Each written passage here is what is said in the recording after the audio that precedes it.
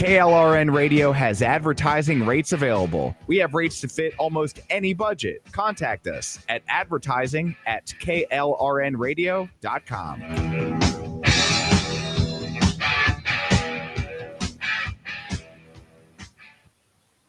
The following program contains coarse language and adult themes. Listener discretion is advised.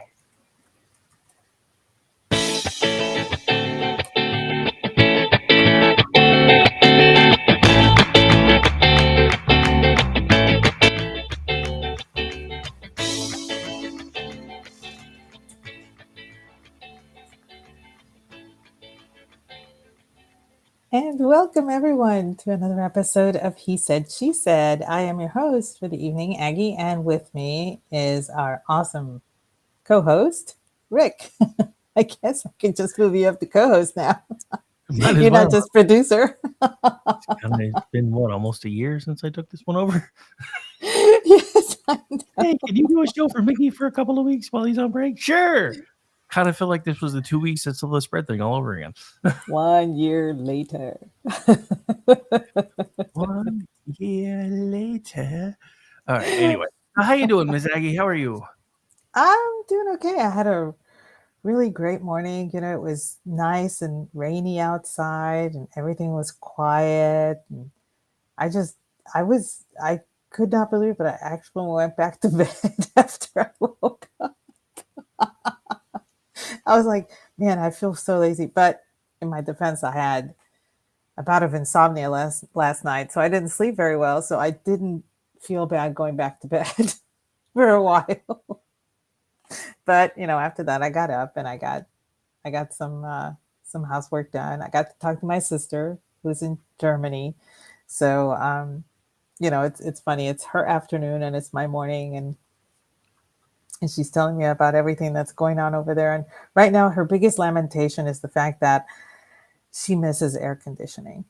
And I was like, you've literally lived in Italy before, and you know that most Europeans don't have air conditioning. And she says, yes, but I'm older now and I need it in my life. So she went out and bought 3 units for their house. You know, they kind of stand alone and you kind of put it out the window and everything, and it cools the whole house. So she was telling me all about that and how wonderful it was to have air conditioning again. And I'm like, you know, it's the little things. She's missing out on being over here, and she's over there for the next 2 years. And so I had to give it to her. I did. Well, you know, I mean, what are you going to do? But yeah, it's just, so I guess just chalk it up to my sheltered lifestyle. But I had no idea that most Europeans did not have air conditioning. I would not recommend. It was really interesting when I lived over there in Germany. Nobody had air conditioning. Now the main stores did, obviously, but as a rule, most residences didn't have any air conditioning because it wasn't really needed. You had the climate was cool most of the time. I remember one time I was really upset. I was shopping. I came back. I just slammed the door shut, and I was in my jacket. I said, I can't wait for summer. And I look at the calendar, said June 2nd. I cried that day because it was still like 58 degrees outside. So it's really not necessary. But you know, we go through climatic cycles, and right now they're going through a warmer than usual cycle, and so they're all complaining over there. And you've seen how people in Great Britain are going insane over 78 degrees Fahrenheit, jumping into public fountains, and they're jumping in rivers to cool off and all this stuff. And I'm going, it's 78 degrees. I'm literally in a long sleeve shirt at 78 degrees. Well, I mean, to be fair, they use centigrade, so that sounds a lot hotter. Oh, whatever. But no, Well, I mean, it's like that here. So, I mean, like when I was a kid, the first time it ever got up to like 90 when I was living in Seattle, everybody was like literally starting, well, I guess actually, let me use the right word, starting to pass out because it was so hot. And I'm like, dude, this is nothing. They were like, I know. I was there during 2003 when they had a really bad heat wave, and I think the official death count for France was over 10,000 that died from the heat wave, and it was a lot hotter than it is right now over there, as in at least by about 12 or 15 degrees Fahrenheit. It was that much hotter because when I got there, I was like, ooh, Texas. And I thought that was the norm until my German neighbor told me, no, this is very hot for this area. And of course it was, because that was the only summer I enjoyed. The rest of the summers I was there for were all cold and foggy. I remember one year I spent literally 8 months shoveling snow. So I was like so done with living there. I cannot even express to you how done I was. wait, I need to back up and process this sentence. Did you say you spent one summer shoveling snow? No. That was the only summer that I enjoyed, was the one with the heat wave. The others were very cool. Like I said, I was wearing jackets. I wore jackets almost the entire year because it was that cool. But one year I shoveled snow for about 8 months. So Ugh, it was that's like too a much damn white constant, stuff. and it was 1 year to the next, obviously.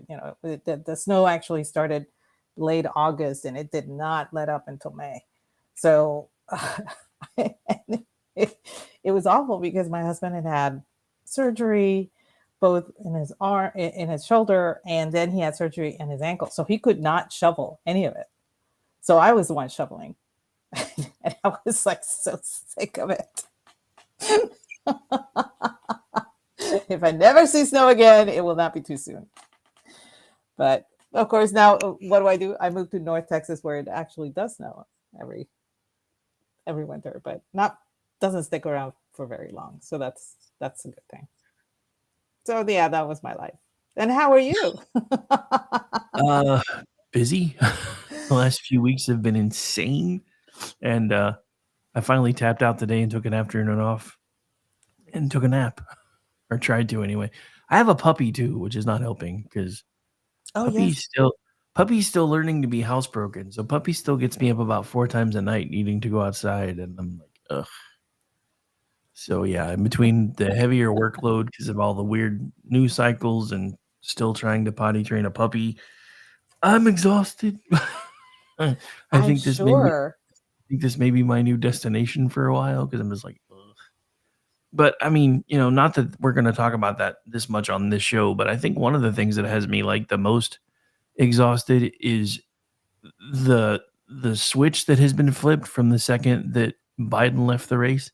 I really expected a lot more Democrats to be mad about what has been done to them, and they're just not. And it does not make me very hopeful for our future when they can just do whatever the hell they want to do and nobody seems to care. But Well, the people on the other side that are like, "Hey, do you realize what they just did? It's okay because now we're gonna win." yeah, it's all about the means to the end, and the end means victory for them and complete eradication of the other side. As far as um, politics goes, I don't mean that they want to kill us all off. There are some people that do. Obviously, we've seen it all. We've seen the posts, we've seen the tweets, we've seen the Facebook messages, the statuses and all that stuff. But I was not as surprised as you were. I was just like, yeah, this is the culmination of about 50 years of indoctrinating people into that kind of mindset. So it's going to take a long time to reverse that, but I'm hopeful that it can be reversed. Well, I mean, honestly, I thought this might have been the year that we might have managed to do that, and now I'm just kind of wondering because, like I said, I mean, these people riot over everything. And now they're just like, oh, we have Kamala now. We're gonna win. Who cares about anything else? Like, have you listened to the things that she says she wants to do? Anyway. I don't know. I don't think they do. They just, I mean, seriously, they just say, I'm voting for the black woman. And I'm like, who else is in the race? Please point me out, pointer, because I don't see one. I got in trouble with that. I got in trouble with that over on my family group page. One of my many cousins, who happens to be this very, he's a feminist, for lack of a better term. But anyway, he was saying that it's about time that we need, you know, I'm voting for her, and I'm thinking to myself, your vote doesn't count, but whatever makes you sleep at night. And he says that he's going to vote for her because she's a black woman, and it's about time that we had a woman in charge, and you know, and we need to have the diversity representing us, and blah blah blah. And I'm like, so I wrote, a black woman? Who else is running? I don't see one. He got mad. He got mad, but I could tell that some of my cousins were laughing because they were giving me the laughing emojis. It's probably a good thing I'm not in that chat. No, this is, you know, I tweak I it's your tweak people's noses in that chat, in you know, in that family Facebook group, because it makes my dad happy. I'm just glad my mom doesn't see it, because she's like, oh, how could you say that to so and so? You have better manners. And I'm like, not really. I used to. Now I crossed the bridge of no fucks. If my mom, if I'm in a group with my mother, oh man, no, I am like, I'm very well behaved. And if I have nothing nice to say, I just don't say anything. So I mind my manners if my mom's in the same group or in the same you know, thread that I'm on or whatever. But as far as this one, it's just the cousin. So my dad is in it, but everybody forgot because my dad never says anything. So, but yeah, my mom's not in there, thank God. Anyway. Oh, so one interesting thing has happened, and I guess I didn't realize that once you get past a certain point to see your exact number of followers, you have to kind of mouse over it now. But I actually have sufficiently crossed the 10,000 mark now, where unless there's some sort of a purge, I think I'm going to stay there, which I was kind of worried about for a while. I'm officially at like 10,032 now. Yay! You did it! I didn't think that was ever going to happen. I'm not even going to lie. The weirdest thing is, since we started streaming on X, I'm up almost 600 followers. So kind of wishing we would have started doing this a little earlier. Yeah, it would have been cool, but you know, at least we're doing it.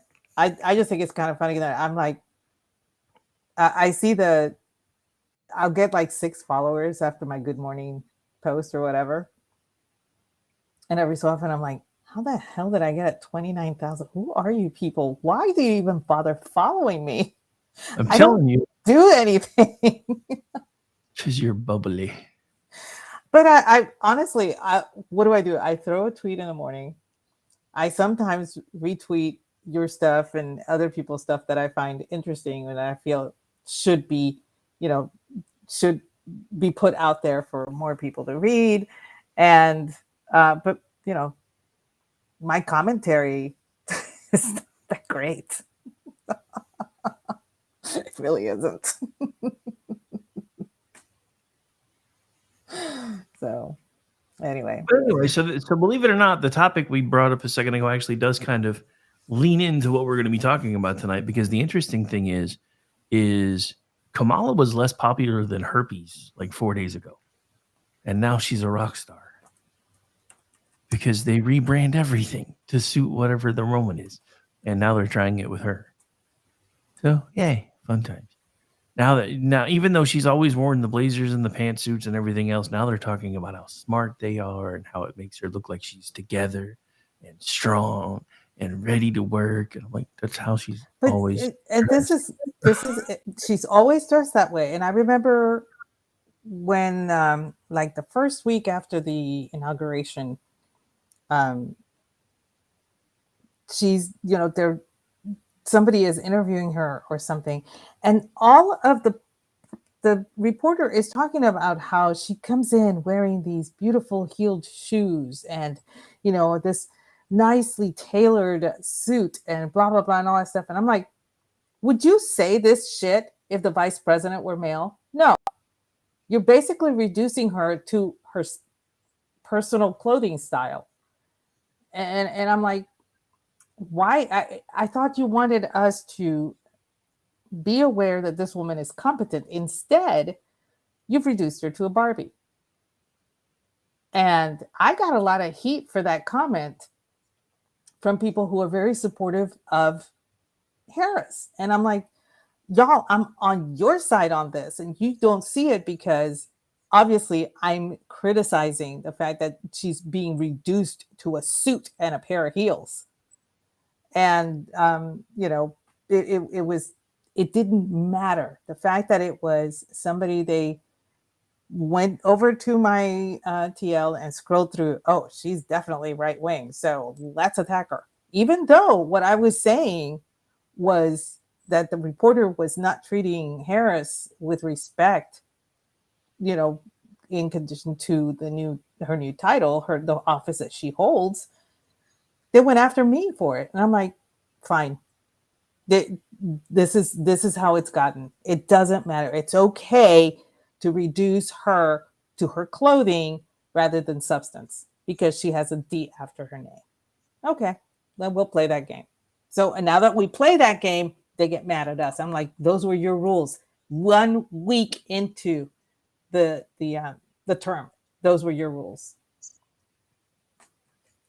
But and it's true. She's, they're talking about how the jacket is her brand and all this stuff and everything, and I'm like, no, that's like saying the suit is Biden's brand or the suit is Joe Blow from Wall Street's brand or whatever. It's not a brand. Now, if she were wearing a jacket with a bunch of question marks on it, that would be a brand. But it isn't. The way she laughs, it would be fitting. Oh, wait, my bad. I was just remembering that guy, in the infomercials late at night that wore the green jacket with the question marks all over it. I forgot what he was hawking. It was some book. Oh, it was the book about how to ask for all the freebies in government or whatever. I should have bought it.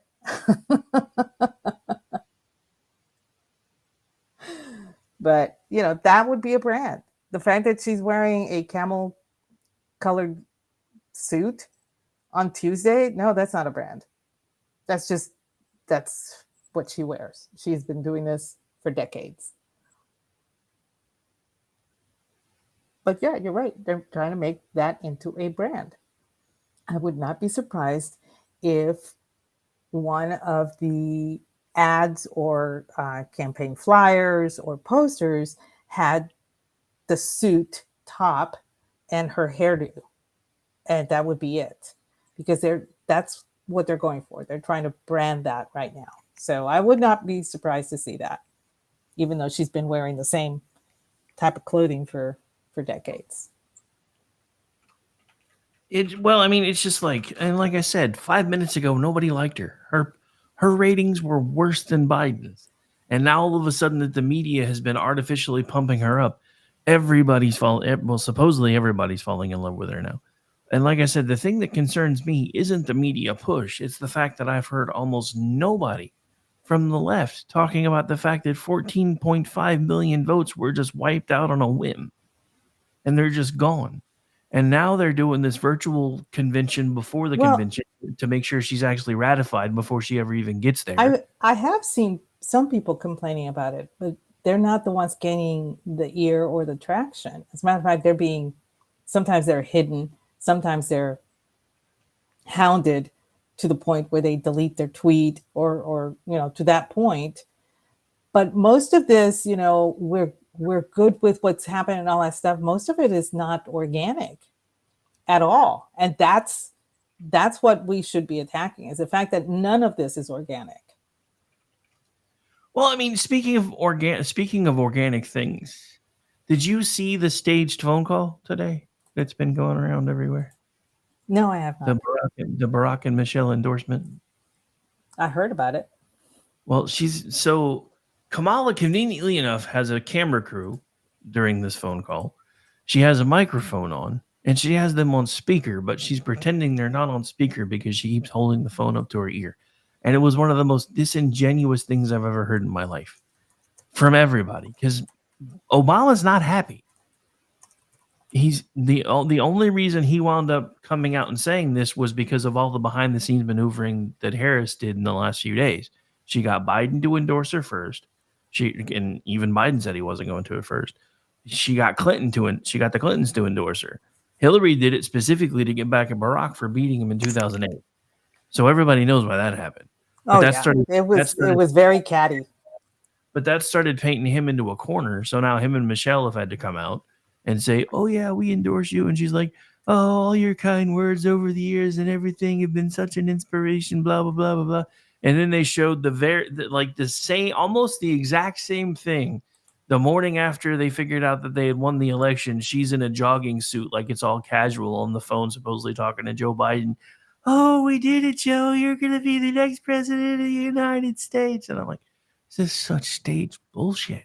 I don't know why everyone. It's all staged.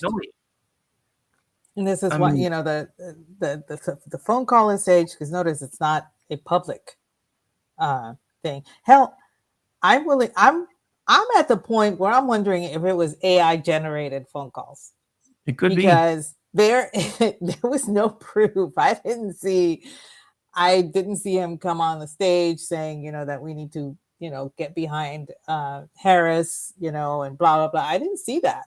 It was a phone call that I heard of, and I'm wondering, it's like, well, was it him?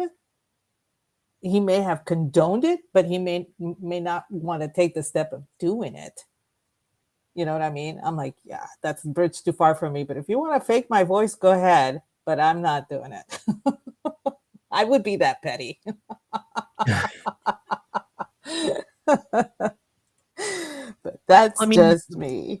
Well, the scary thing is the AI voice generation has gotten nuts.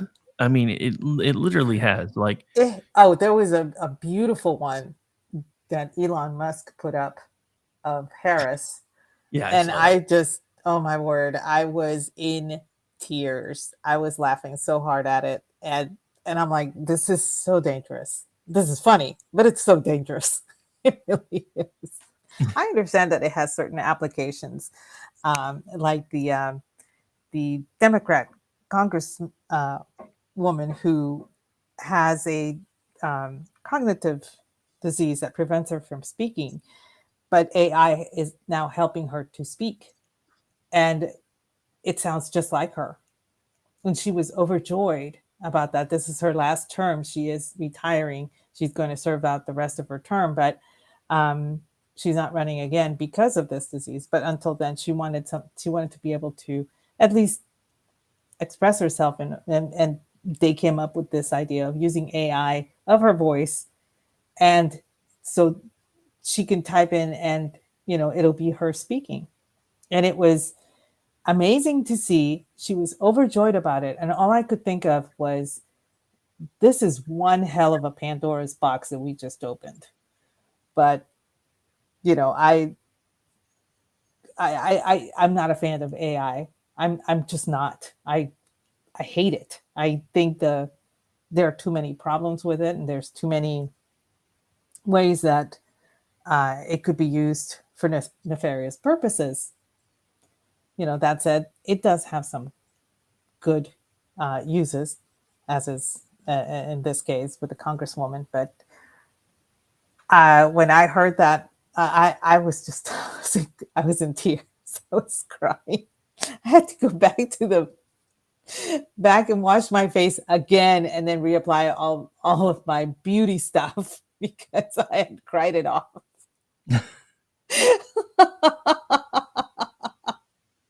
It was really well done. But like I said, that is dangerous. Anybody who didn't know that that was AI would think it was her. Yeah, I mean, there used to be like awkward, like Shatner, like pauses and stuff. Those have started going away, so it is getting harder and harder to tell. Yeah, it is. But anyway, yeah, going back to the original, since we tend to ramble on. Yeah, she's undergoing this. Oh yeah, never. She's undergoing a rebrand of sorts, and then in political rebranding is usually very smooth and very easily done. You just take the good qualities, the Wong Fu qualities. And for those of you not familiar, one of my favorite movies is To Wong Fu, Thanks for Everything, Julie Newmar. And they're trying to come up with an idea for the Strawberry Festival, but they need a theme. And Wesley Snipes' character, Noxima, asks them to describe, strawberries. And he says, well, they're red and they're wild. I said, well, there's your theme. And that's how political rebranding is done. You take certain qualities from that particular politician and you build those qualities, which is why I told you I would not be surprised if a poster was just the jacket with her hairstyle. And that's it. No face, nothing else, and go from there. And that would be very sharp. That would be very, very clean type of rebranding. I remember when the Democrats rebranded their Jackass. It looked like it was kicking up from the hindquarters were kicking up, and it was very well done. It was a really good rebrand. The right has yet to do something that nice, but of course we have an elephant. What do elephants do? They're the largest swimmers. That's about it. So, and they have long memories. Yes, but that was a really good for 2 years. I'm glad. First, I'm glad I'm not female. Second, I'm really glad I'm not an elephant because that's a long fucking time to carry a baby. But it was. To me, that was a really sharp rebrand, and it was really well done. I have to give them kudos because that was really well done. Well, another one was the Obama brand, which was the O with the sunrise and all that stuff. And I'm looking at it going, that one wasn't as successful. I mean, it made an impact, but a lot of people were like, okay, why? And then Pepsi decides to rebrand and it looks like the Obama brand. And so there was some confusion for a while, wondering, why is Pepsi doing this? Favorite drink. It was kind of weird. It really was. And I was like, you guys are trying too hard. You can do better. But the Obama brand itself, it was good. Don't get me wrong. It was good. But in my opinion, it was a little muddled with the whole sunrise and then the O and blah, blah, blah, and all that stuff. But it was effective. And so now a lot of people make fun of President Trump's hair. And I'm like, this is the best opportunity. This is such a good brand. And they did. They ran with it. They ran with the whole hair thing, for in 2016, and it worked. And I actually had to laugh because when you looked at where the Republican convention took place this week, it actually looked like it had Donald Trump's hairstyle. The outside had that look, and I was just like, that has to be a coincidence, or maybe I'm just seeing it. But everybody remarked on it. It's like, that looks like Donald Trump's hair, and that's a good, effective brand. He's the only one that has that hairstyle. And I hear a lot of people complaining, he should get a cut, he should get it restyled, and I'm like, absolutely not. The guy is going to be 80. And he can have whatever damn well hairstyle he wants. But the thing is, everybody knows him by that hairstyle. If he were to change it now, it would literally kill his brand. It really would. So that's in like I said, like in politics, you want your brand to be nice, clean, very, very sharp, but very diminutive. You don't want to do too much, but you want it to stand out, which is why the kick ass was actually really, really well done. No, I mean, and well, yeah, normally they are, and it's just I don't know how long this one's going to hold because, I mean, I get the media fawning all over her. I will agree with your other co-host who just put out a tweet earlier today that this fawning is getting rather tiresome. It's honestly part of the reason why I decided to take an afternoon off because I had a feeling I was just going to be screaming for 2 hours. Yeah, well, no, and you're right. I don't think my voice. Anyway, I don't think this particular branding is going to work with Harris. And the problem is that behind every branding, you have to have a substance. There's got to be a substance. And with Donald Trump's hair, that is what everybody identifies him with. And, he took it running, but it is part of him. I cannot say the same thing for the suits, because he did try to brand the suit with the red tie. That was, and everybody knows that, but he's not the only one that does it. So clothing wise, it's very difficult to achieve a brand. You're not Hulk Hogan. You're not,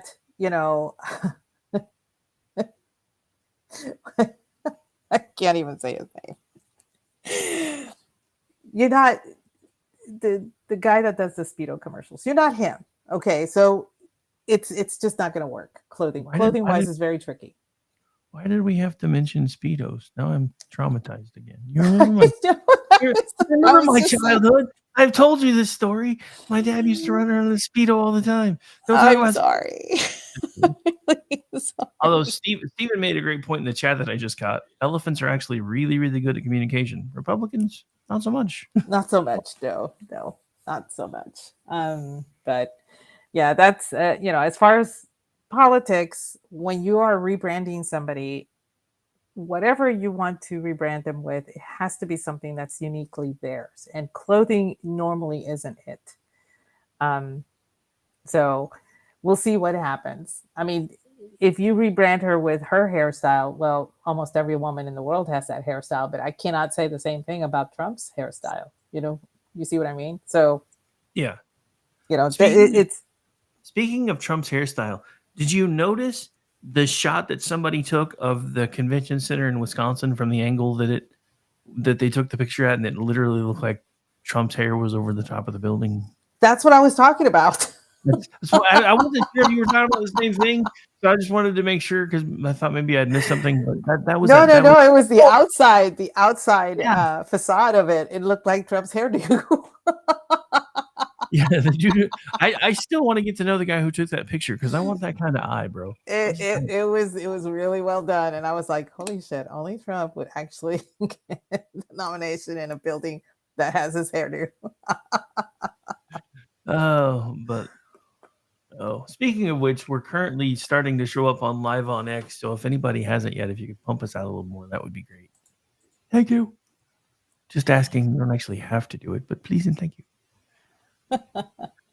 So there have been some really successful rebrands lately in the past few years that we're all familiar with. We're all currently on one, as a matter of fact. When Elon Musk bought Twitter, he rebranded it.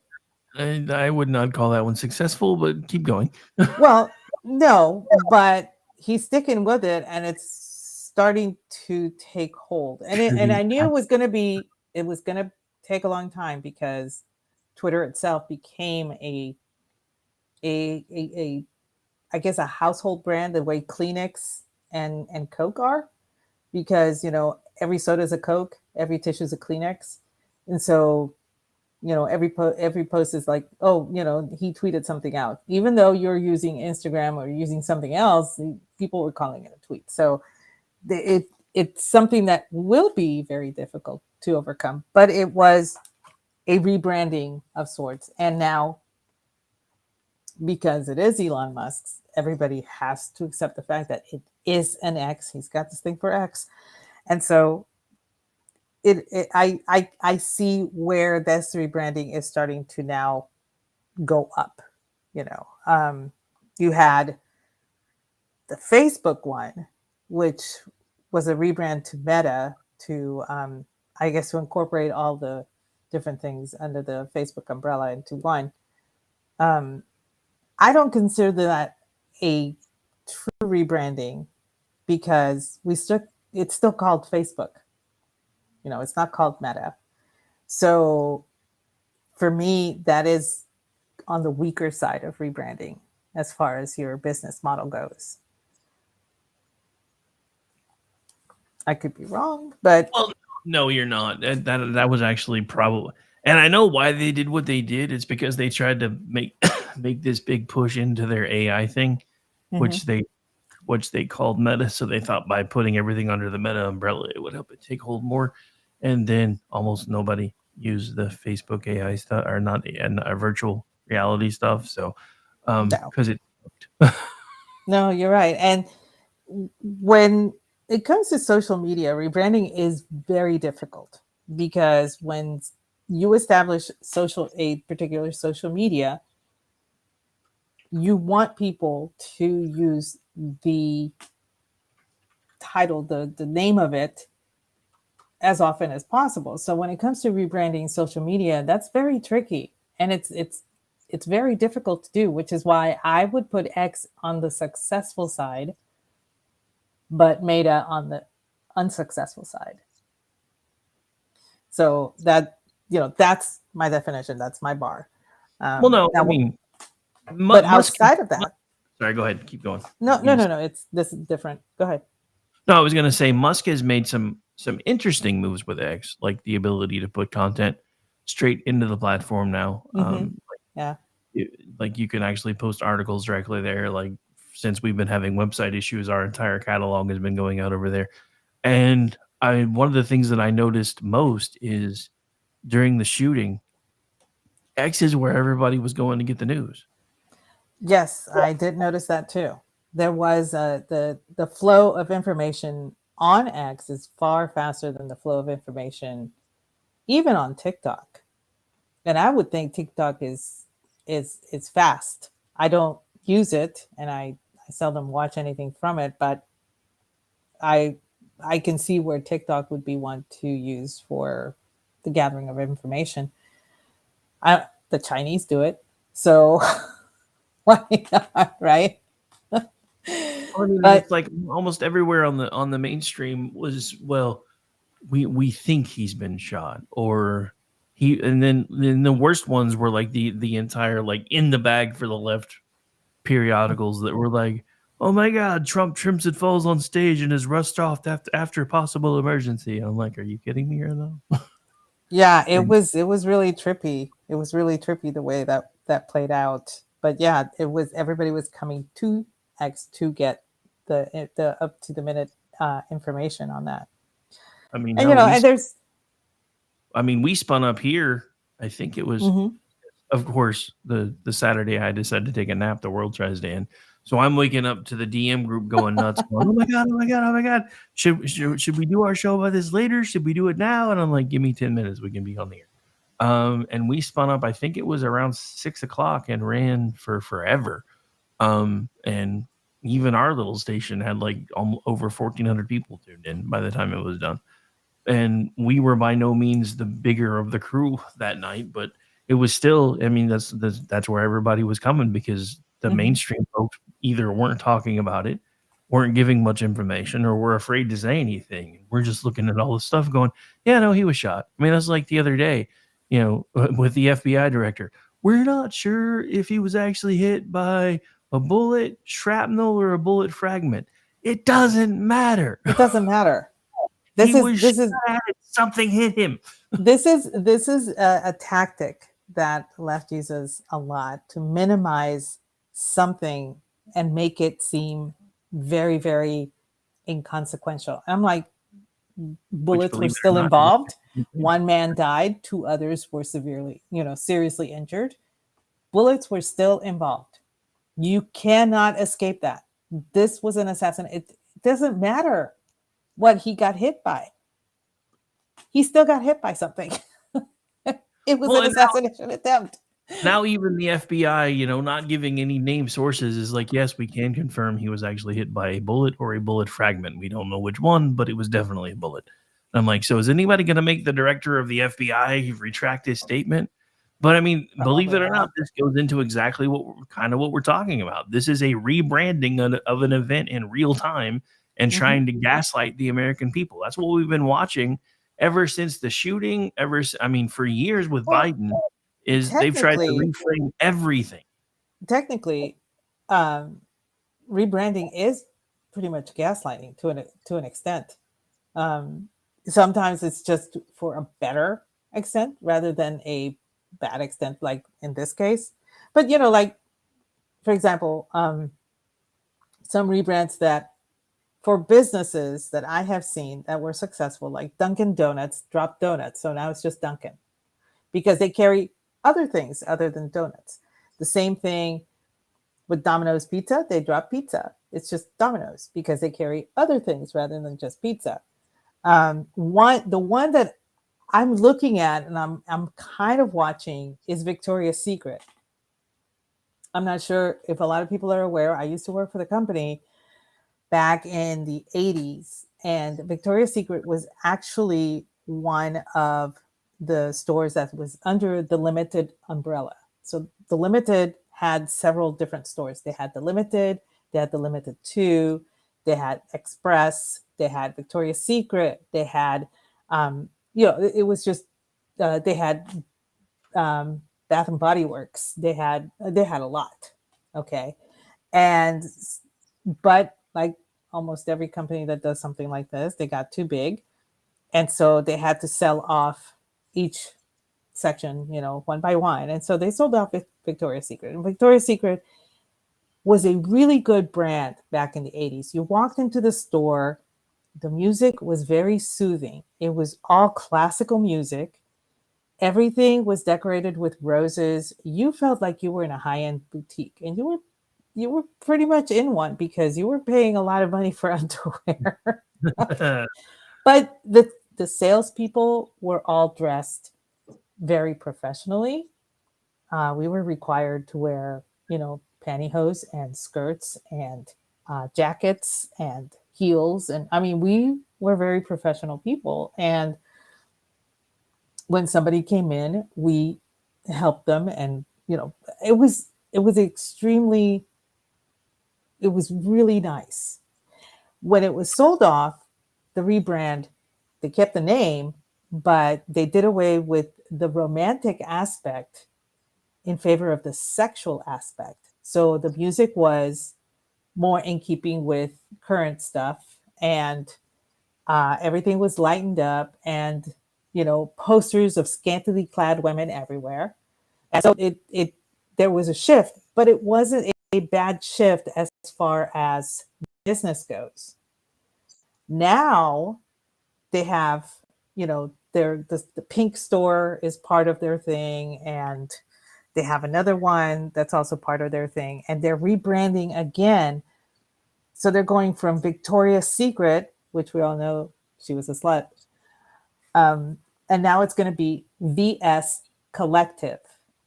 And in my opinion, that kind of rebranding, it goes back to the Limited, where Limited was the main, corporate, and then all of these other stores were under their umbrella, and now they're going to be the same as Limited, VS Collective, and then all these things will be under their umbrella because they want to be more inclusive and generate the brand towards everyone. Read into that what you will, but we all know what happened when they did away with the scantily clad beautiful models on the catwalk in favor of women of different sizes, and that did not go over very well. And so, but they're still on that bandwagon, which is why they're now going to be VS Collective. And so, in my opinion, you're going from a sharp definitive brand to a very nebulous one. I don't think it's going to work, but you know, nobody's asking my opinion on it. If Victoria's Secret were to go back to its roots, they would probably make a killing.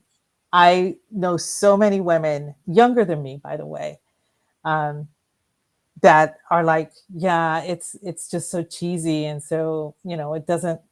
They're moving away from that because what they grew up with as Victoria's Secret, which was the second branding, it's not that anymore. It's now generic, unisex, and not romantic, and not lacy, and not pretty. So they're kind of disappointed.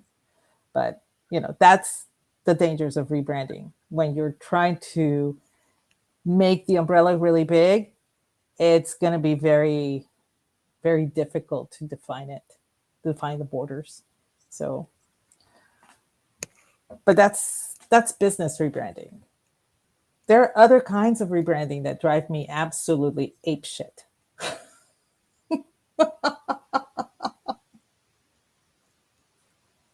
I cannot express enough. Oh, come on. It's not that bad. Oh, yes, it is. I mean, the one thing that has driven me absolutely crazy is this new quote unquote core thing. Okay. Have you seen that? The what?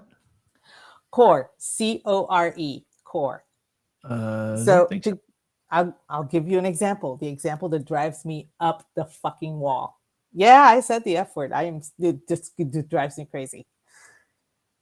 You remember back in the 80s when the country style was really in, thanks to Laura Ingalls Wilder. We got the prairie skirts and the prairie shirts and all that stuff. And the country style was, people started, hey, this is what my grandma had. And, the mason jars and the butter churn and, all of the little duck plates and the duck on the glasses and, that kind of stuff was really big in the 80s.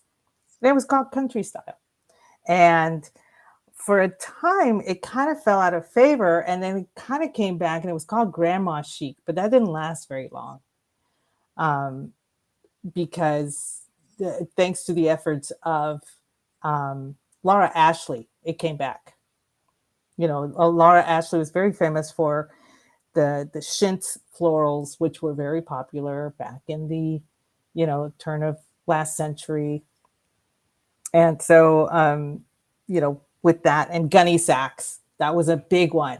The gunny sacks dress was the thing to own back in the 80s and 90s. I mean, I owned one, and I saved for 2 years to buy a gunny sacks dress. I'm not even joking. I had to have a dress. I think I still have it at my parents' house. But, that was, that became the grandma chic, for a while in the 90s and whatever. And then it kind of fell out of favor again. And then Joanna Gaines came in, and it became known as farmhouse, the farmhouse style, where, things were mostly the whites, and they were distressed furniture finishes, and there was a lot of rustic stuff. There was a lot of rust use. There was, a lot of old paint, chippy paint, that kind of stuff. And now it's no longer called farmhouse. It's called cottage core. And it drives me crazy because everybody's adding core to whatever they want, like Barbie core. Oh, these nails, they're the perfect pink for my Barbie core. And I'm like, what? Just say style. And it drives me crazy when they use the word core because it makes no sense. Yeah, no, I don't guess I've never ever noticed that, because it would probably drive me just as nuts if I had. No, it is called cottage core. My sister, God love her, she is a DIY expert. She has a very large following on social media. and she is she's awesome, and she has figured out, and this happens to a lot of us. We go through stages where, we're trying to define what our interior design aesthetic is. And so she finally fell into what she really likes, and she calls it cottagecore. And I had to restrain myself because I did not want to upset her. I did not want to say something mean, but I was just going to say, so country. But I was not going to go down that road because I love her and I didn't want her mad at me. But that's the kind of rebrand that happens when a new generation comes around, and you take something old, you rebrand it in so that the new generation can appreciate it. And so the new generation appreciates it with the term core, And so that's why my sister referred to it as cottagecore, because she is trying to reach to that generation, trying to gather more subscribers, more people to go to her channels and stuff like that. So I can understand why she called it that. But, if I were to go up to somebody in her 20s and say, I really, the country chic, the grandma chic, I really enjoyed that when I was younger, they would look at me like I had sprouted another head. They would not know what I was talking about. But if I say cottagecore, they'll know. and I've seen it. And I've seen it at Hobby Lobby, where a young girl, she was getting stuff to decorate her dorm room, and her mom is there with the cart, and she's like, well, what are you looking for? What kind of stuff do you want in there?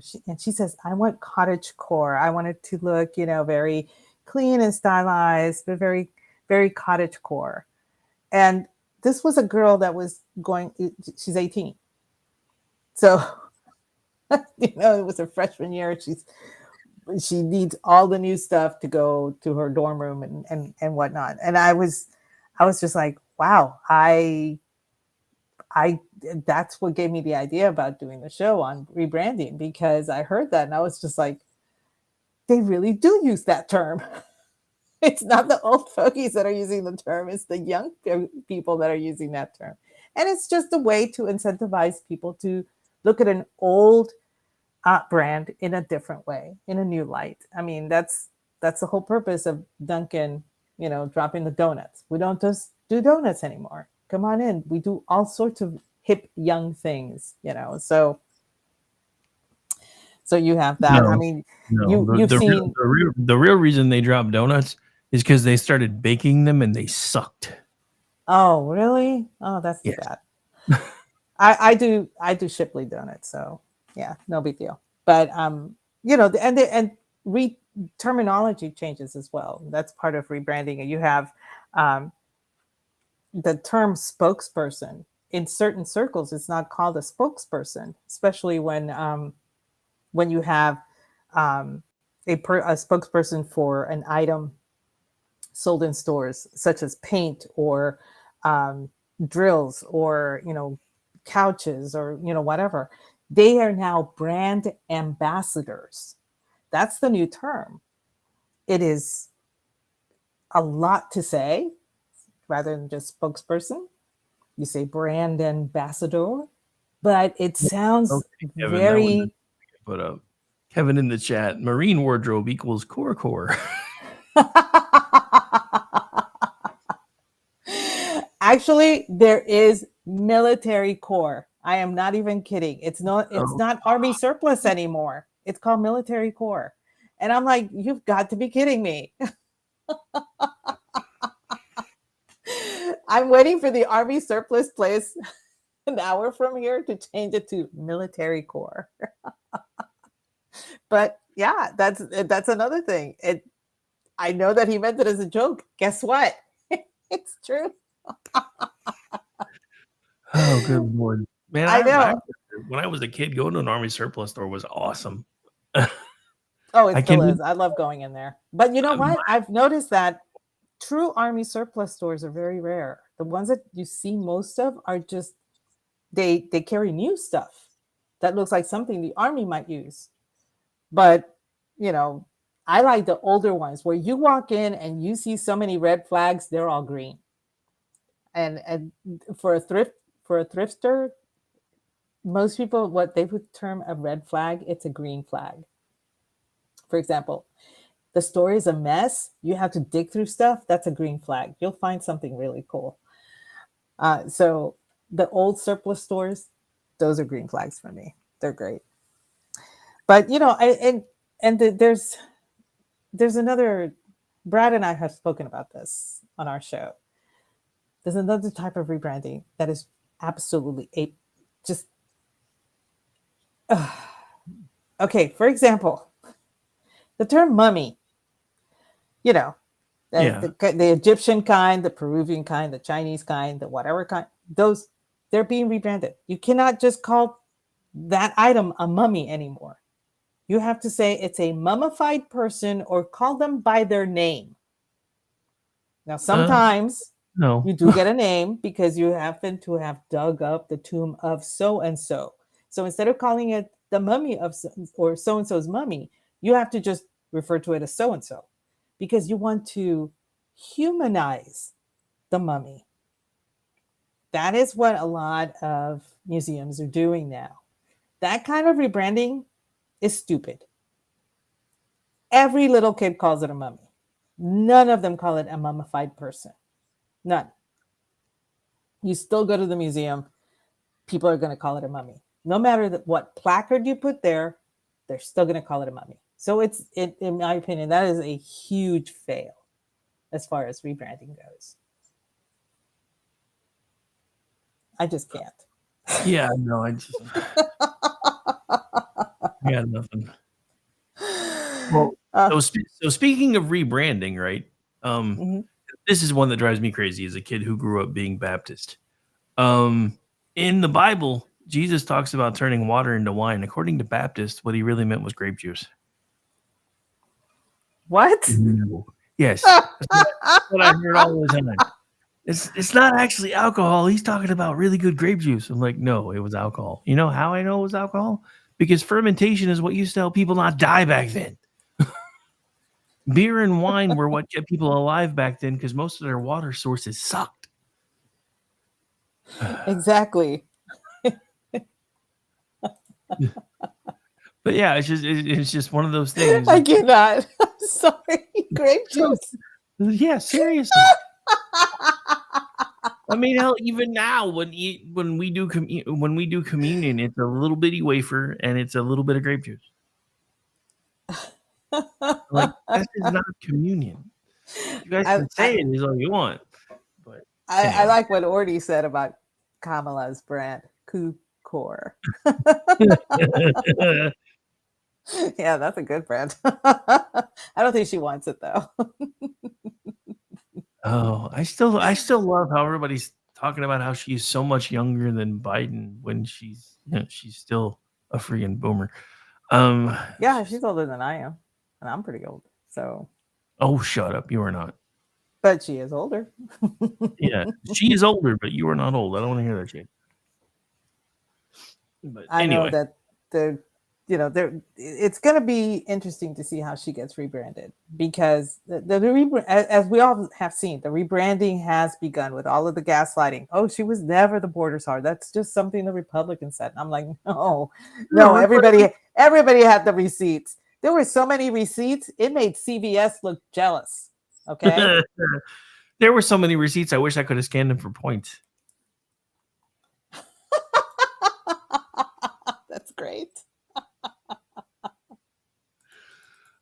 I mean, seriously, like even Axios got burned on its own new headline. She was never actually the border czar. Well, I'm sorry, we've had to print a retraction on that because it turns out we were actually one of the first papers to call her the border czar, even though she were wrong. They said we incorrectly labeled her that, and I'm like, no, you didn't. That was incredible. So Jeff, we have to get a ruling from the chat on that one. So let me see. Can Jeff rebrand probing to alien core?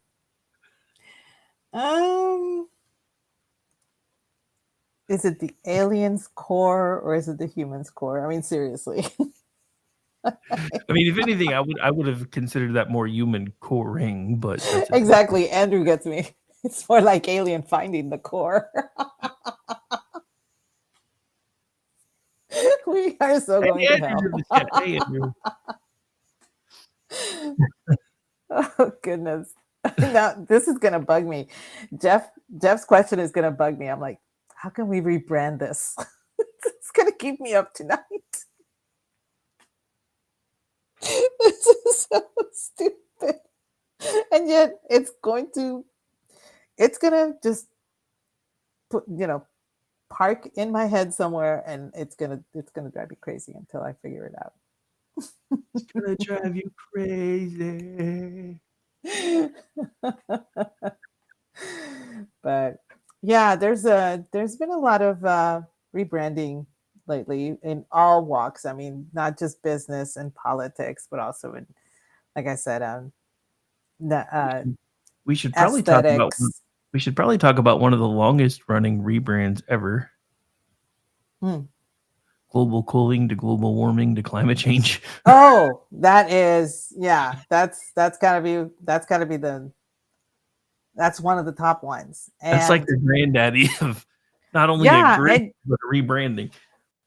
And and Michael Crichton actually spoke about this at, I wanted to say it was the University of Perth, that he had a speaking engagement, and he brought that up, and he used that in the book State of Fear.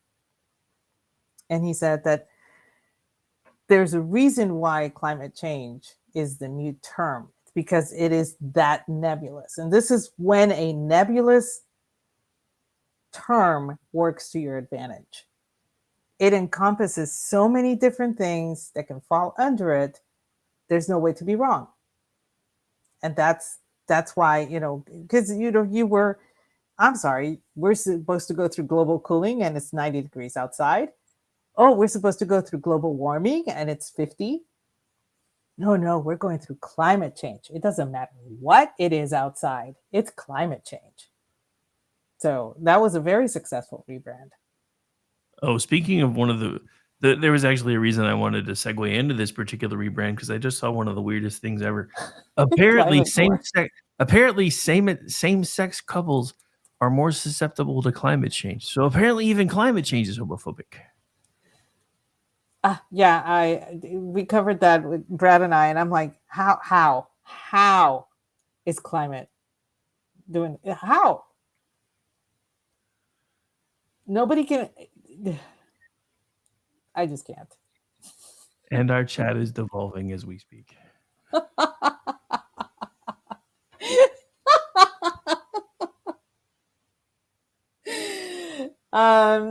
Yeah, Kevin, that's not just for streetwalkers. That goes for people on social media too.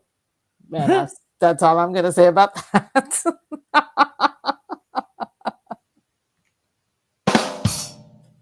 Thank you. You kidding? Not gonna lie, I actually like Kevin's rebrand, horrorcore. I like it.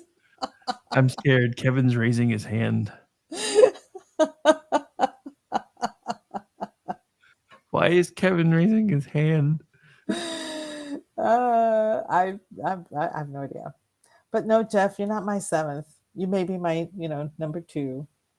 You tied for second. It's okay.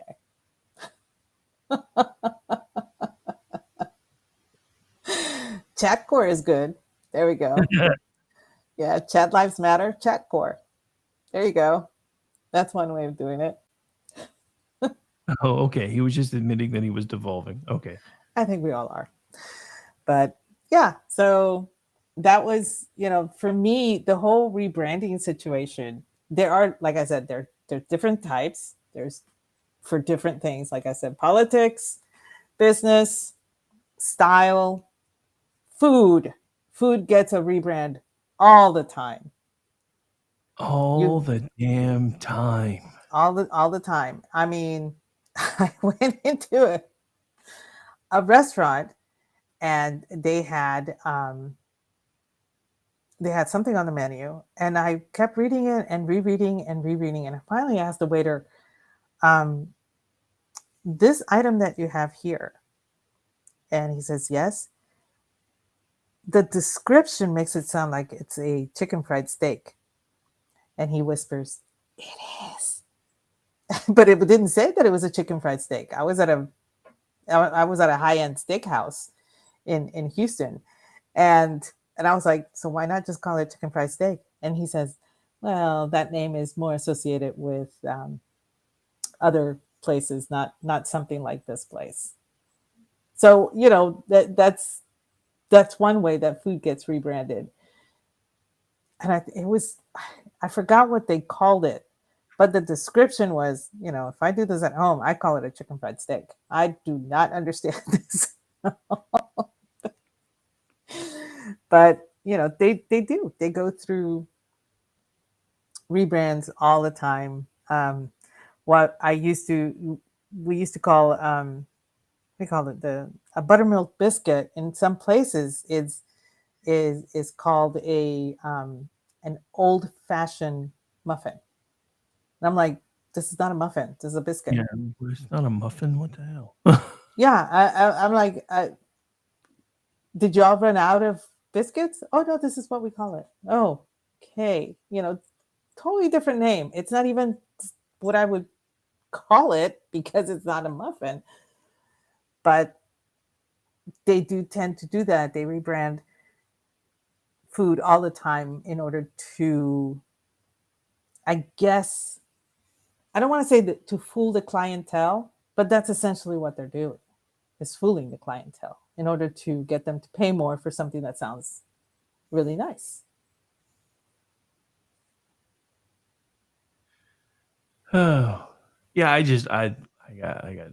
don't know. I'm still trying to wrap my head around the old-fashioned muffin. Like what? What? What? What? Mallet rendered brisket braised in coca jus.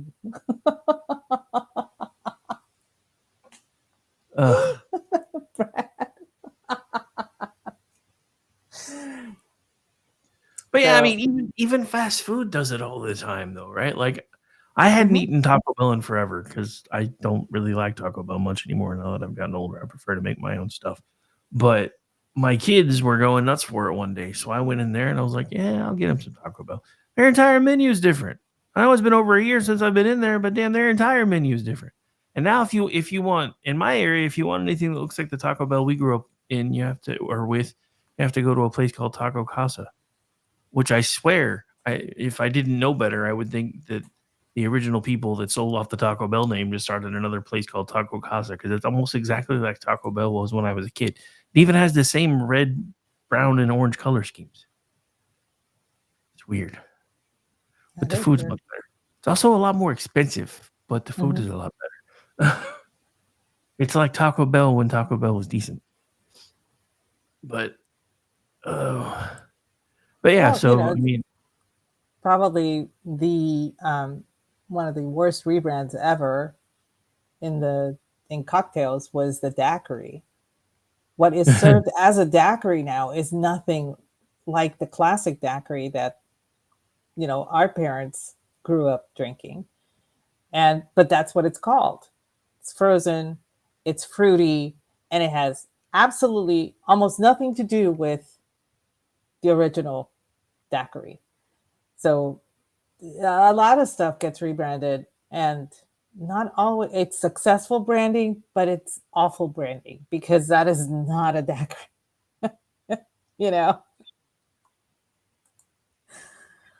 So it just depends on the thing.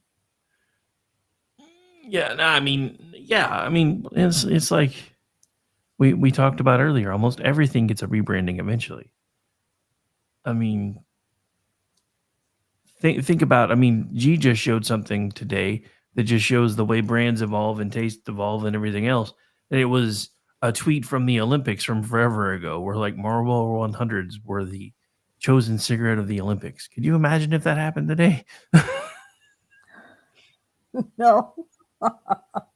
But I mean, that just shows the evolution of the rebranding of cigarettes, because there was a time when even on TV, everybody was smoking. Almost all the commercials were that back then were either about laundry soap or cigarettes or booze. And then as people started supposedly understanding more about science and cigarettes became less and less helpful, they decided we needed to start getting rid of them.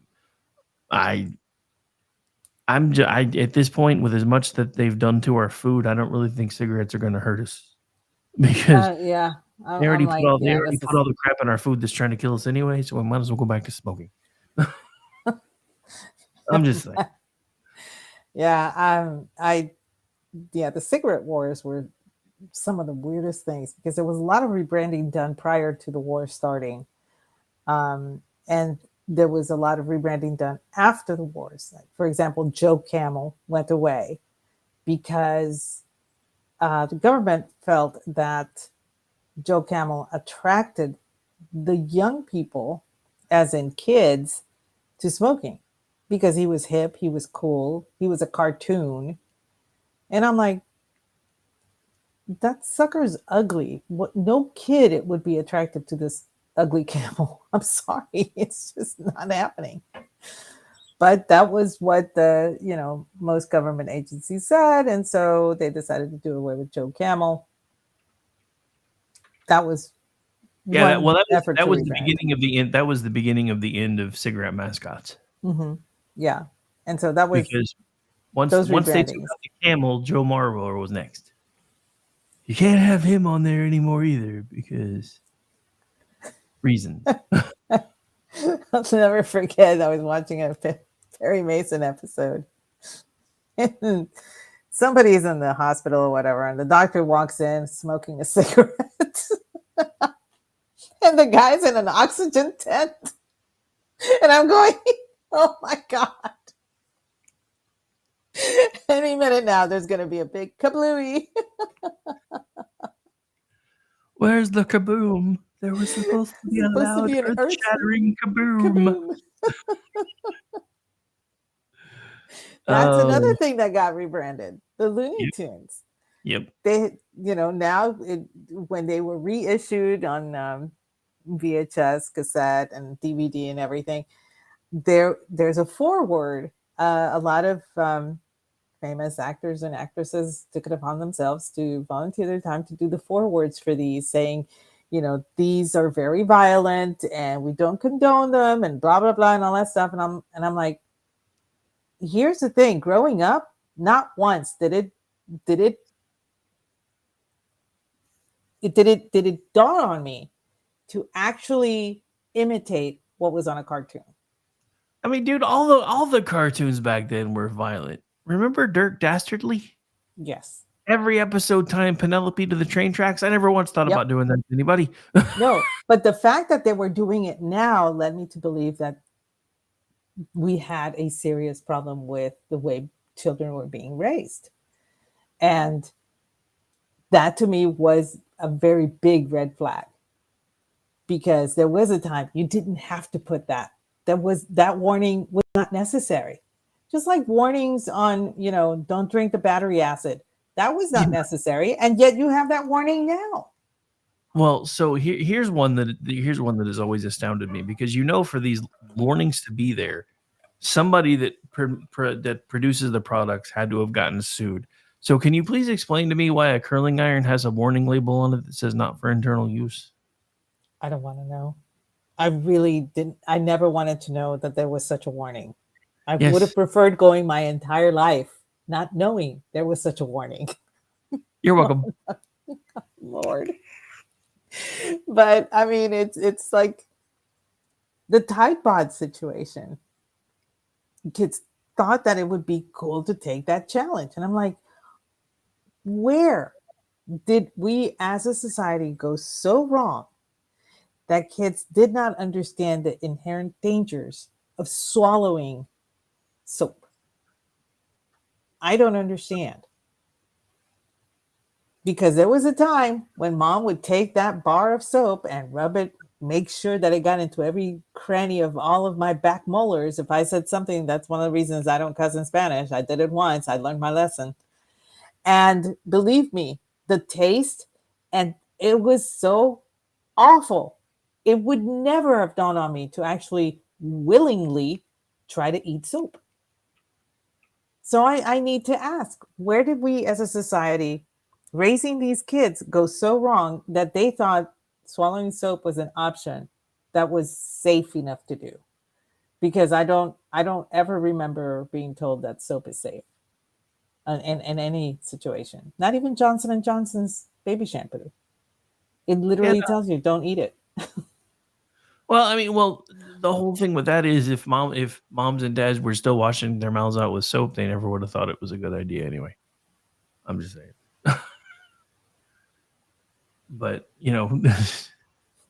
Stephen in the chat, Mandela effect, Looney Tunes or Looney Tunes?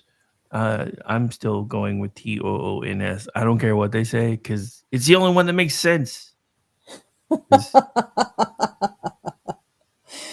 Yes, Kevin's right. We were given the soap to eat only when we said bad words. And believe me, and my mom, and it wasn't liquid.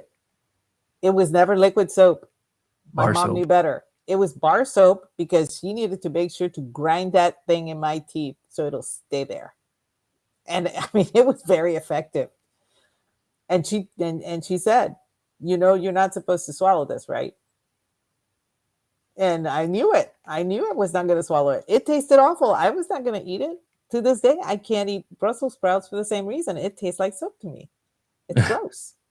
My dad laughs at me all the time because I still will not eat tiny stinky cabbages. He's like, I can't believe you don't like Brussels sprouts. I'm like, I don't really like asparagus either. They don't taste right to me.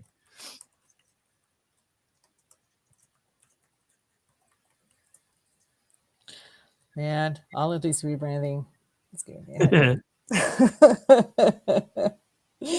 Anyway. Well, so they did bring up an interesting one. I guess one that's never really been rebranded, but has kind of fallen off over the years is the drink Tang, which was like a big thing when I was little. And I mean, it's still a big thing in college, believe it or not. I did not believe this. I thought it died off with my generation in college, but when my youngest was in college and I helped her move in and everything, one of the moms was bringing in groceries for the girl next door, and there was a jar of, one of those plastic ones with a plastic top of Tang. And I was like, you guys still drink Tang? And one of the things that we used to do was take instant tea, 1 spoon of instant tea and 1 spoon of Tang, and add hot water to it. And we would drink that during the winter time and it tasted really good. I loved it. She does the same thing. And so, there's a new generation that's actually appreciating Tang. I was not aware of this, but yeah, they're out there. I kind of want to go buy some. I know. I'm not even lying. I love Tang. I grew up with that stuff because, growing up in Puerto Rico, you could not buy Tropicana from the refrigerator. You could buy orange juice concentrate. That would be fine, but it was rather expensive. So my parents would buy Tang.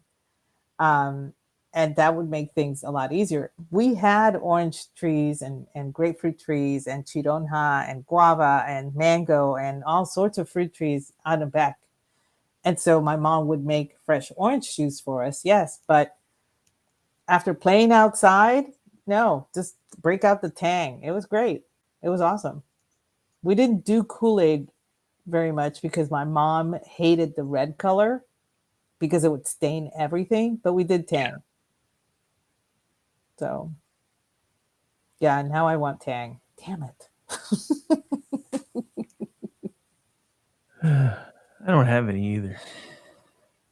That's all right. I'll go to my standby. I've got some Devil's Cut in the liquor cabinet. I'll just drink some of that in a minute.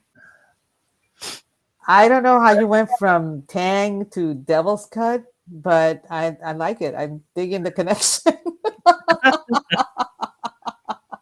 Well, I was just thinking about, I don't really have anything in the house with flavor to drink right now other than 2 forms of whiskey and some rum. So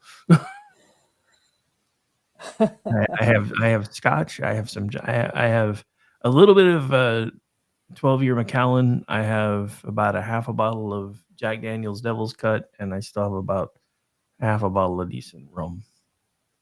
But since I don't really have anything to mix it with, see, that's why Tang would be nice. Tang and rum goes well together. If you haven't tried that yet, you probably should. I might enjoy that. It's Tang. It's Tang.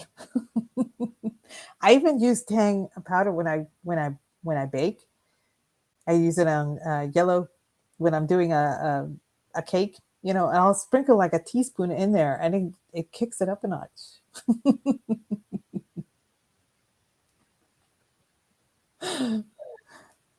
My mom thinks I'm crazy. Because I know. She doesn't think you're crazy. Because she's caught on, doesn't it? Oh, wait, yeah, sorry. This is true. Anyway, well, we're almost at the top of the hour if you want to cut out early. Well, we're not unless really. You have other stuff. I was going to say, we're not really going to cut out early because it's going to take this long to tell everybody all the shit we do. Well, mostly you. I don't do that much. Whatever. What? I don't. Uh-huh. Two of my shows are once a month, and one of those two, I just bring a drink and I'm quiet most of the time. So there. You still do 4 podcasts now. Whatever. All right. Well, you go first because you have more than I do. I don't want to, but anyway. All right. So I took the day off, so we didn't do a Rick Robinson show today. I'll be back tomorrow night pushing buttons for Talk Murder to Me. They're going to be doing a deep dive in nature versus nurture. That'll be with Bumpstock, Barbie, and Ken. Also, Zelda Gabriel will be a guest panelist on that one. I'll be back Sunday night doing America Off the Rails, 10 p.m. Eastern. Talk Murder to Me is 9 p.m. Eastern. I don't think I said that. Monday through Friday next week, back around doing the Rick Robinson show, 3 p.m. to 5 p.m. Eastern. And on Wednesday night, I do whatever with Stacy, and then the Conservative Curmudgeon Radio show. Looks like Fubar is not going to be back this week. She's got some plans, so I'm not sure what we're doing with that hour yet, but we'll figure it out. Then Rick and Orty at 10 p.m. Eastern. Then I think Jen's back from vacation, so we should be back with Jen and Rick 10 p.m. Eastern next week. And I'll be back around Friday doing this with you again. When I'm not doing all that, you can find me as a contributor on twitchy.com, misfitspolitics.com, and theloftusparty.com. I'm also the executive producer of the Loftus Party podcast.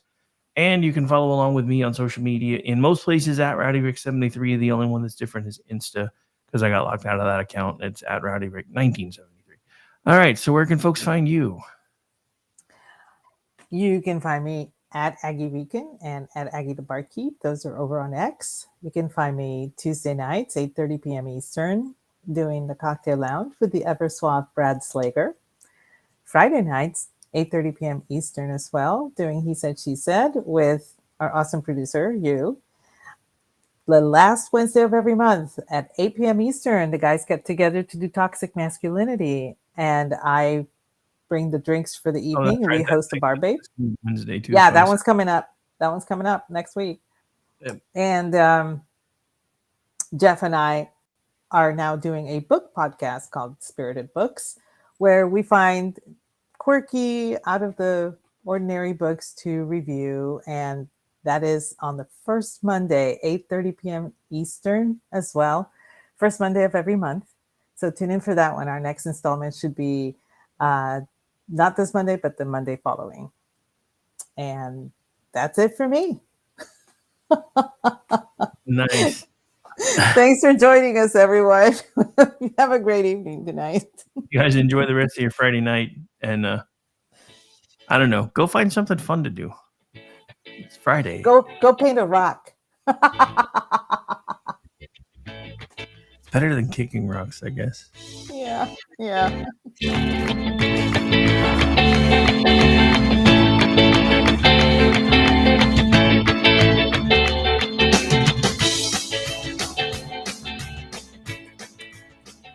Say goodnight, Gracie.